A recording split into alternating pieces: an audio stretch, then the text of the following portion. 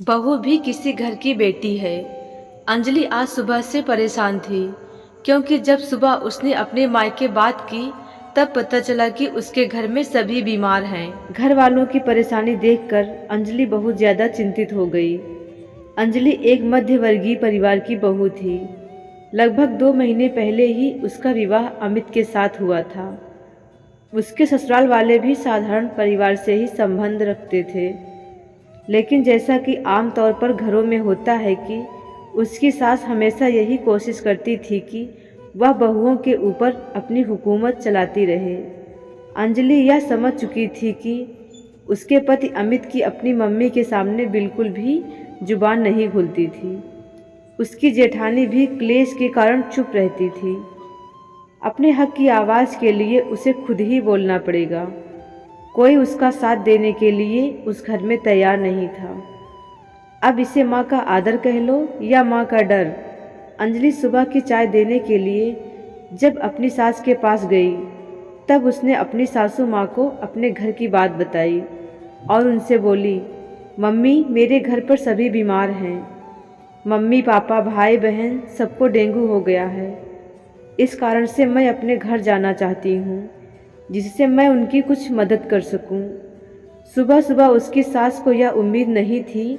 उन्होंने उसकी तरफ एक अनचाही सी दृष्टि डाली और बोली, अब तुम कोई डॉक्टर थोड़े ही हो जो तुम अपने मायके जाना चाहती हो। अगर वे बीमार हो गए हैं तो उन्हें डॉक्टर को दिखाना चाहिए। तुम्हारे जाने से क्या हो जाएगा? इलाज तो डॉक्टर ही करेगा, तुम क्या कर लोगी? अंजलि आश्चर्यचकित रह गई। क्या उसकी सास के मन में थोड़ी सी भी मानवता नहीं थी?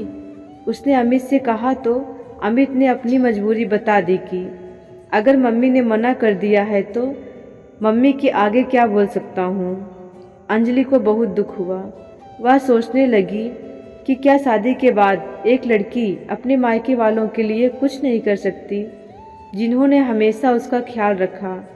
वह अपने मन को समझा कर रह गई और कुछ दिनों बाद धीरे धीरे उसके परिवार में लोग ठीक हो गए, लेकिन अपने मायके में उनकी बीमारी के वक्त ना जाने की टीस अंजलि के मन में रह गई। कहते हैं समय हमेशा एक सा नहीं रहता, बदलता है, और वही हुआ। लगभग 3 महीने के बाद अंजलि की सास को टाइफाइड हो गया और वह बहुत बीमार हो गई। बीमारी के वक्त जैसा कि सभी माँओं को अपनी बेटी याद आती है, अंजलि की सास ने भी अपनी बेटी को बुलाने के लिए अपने बड़े बेटे से कहा, बेटा जाकर अपनी बहन को बुला लो ससुराल से। उसको देखकर मन में तसल्ली होगी और शायद मैं जल्दी ठीक हो जाऊंगी। अब अंजलि से ना रहा गया। उसके मन का घाव एकदम हरा हो गया। अंजलि बोली, मम्मी दीदी कोई डॉक्टर तो है नहीं, आपके टाइफाइड का इलाज डॉक्टर ही करेगा। किसी अच्छे डॉक्टर को दिखा देते हैं, दीदी के आने से क्या हो जाएगा।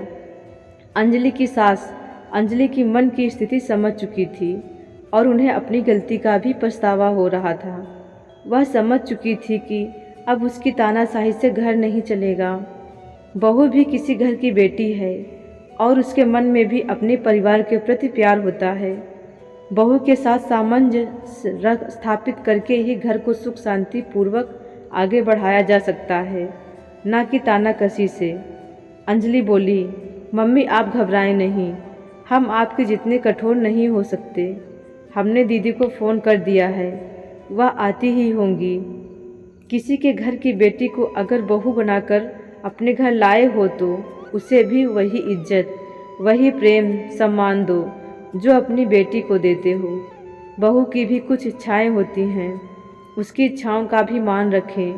घर खुशियों से भर जाएगा।